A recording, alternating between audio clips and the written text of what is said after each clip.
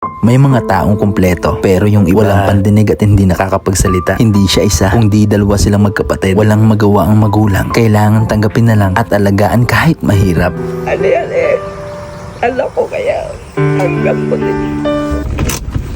Yon, so yon, what's up mga idol? Meron dito isang PWD nag-request. Sana matulungan kahit konti. Hindi po ako nangangako na pupuntahan ko pero sobrang daming schedule. Pero gagawa po ako ng paraan para mapuntahan. At ngayong araw na to, ito na yung araw na hinihintay ni tatay. Ngayong araw mga idol, pupuntahan natin. Bibigyan natin ng konting tulong. Kaya tara, samahan nyo ako. Let's go! Idol, dito na tayo. Tara, let's go. Samahan nyo. Di ba alam ko sino tao dito? Na. Asan po? Dito sa likod. Ito natin. Hello! Ay, sa ate, oh.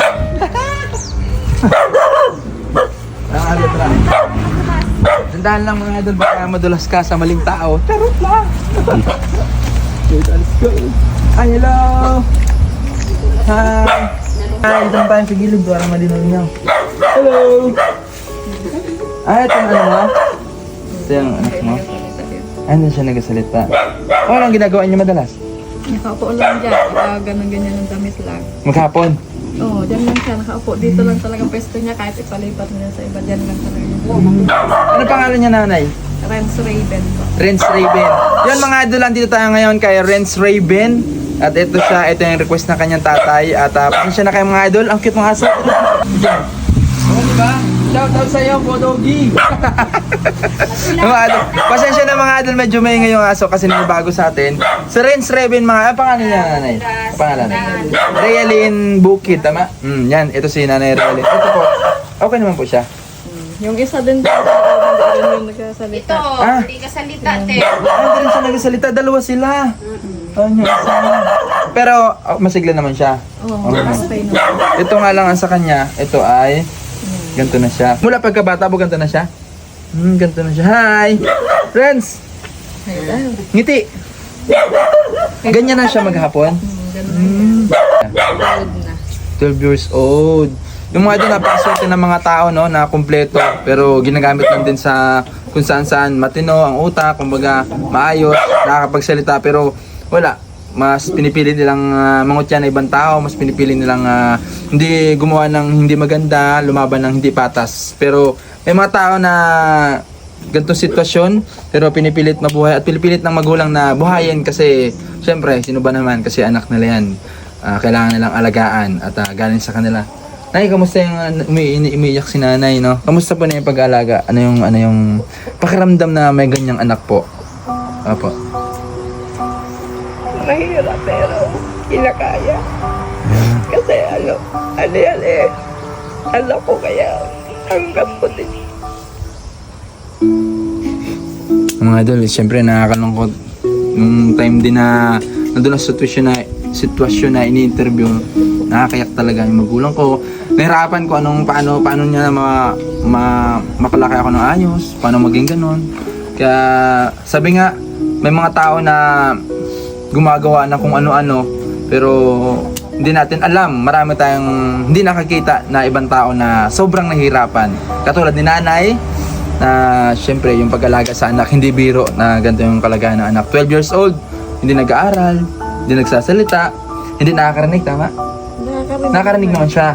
Kaso ganun din yun, parang naano rin kasi hindi niya rin maintindihan yung mga kunti lang pag siguro mga sinyas-sinyas pa na siya. Hi! Ito na yung oras na yun. Bibigyan natin siya ng tapos meron tinapay. Ayan. Tapos na rin nanay tayo.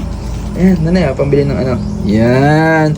Kung nabala niyo nanay, pambili niyo pa ng ulam o sa kahit ano. Yung biscuit. Hello. Ay, nakita niyo yung biscuit. Ito na siya. Ito rin siya nakakarinig. Oo. Ay, Hindi lang nagsasalita. gwapo.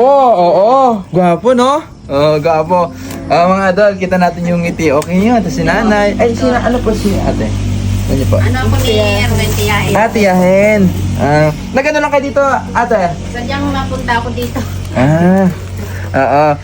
Nanay, anong masasabi mo sa binigay natin? Ito po ay maliit man o malaki yung binigay na tulong ng ibang tao. Pasalamatan natin. At ito mga idol, itong tulong na to, kumbaga, pinaghirapan natin, dugo at pawis, sakripisyo, hirap, pero mas pinipili natin tumulong sa kapwa natin sa mga tao na nangangailangan. At alam naman natin kung sino deserve na tutulungan. At ito si Renz, nangangailangan kahit konti. At grabe, ito na yung nabigyan natin na kahit paano.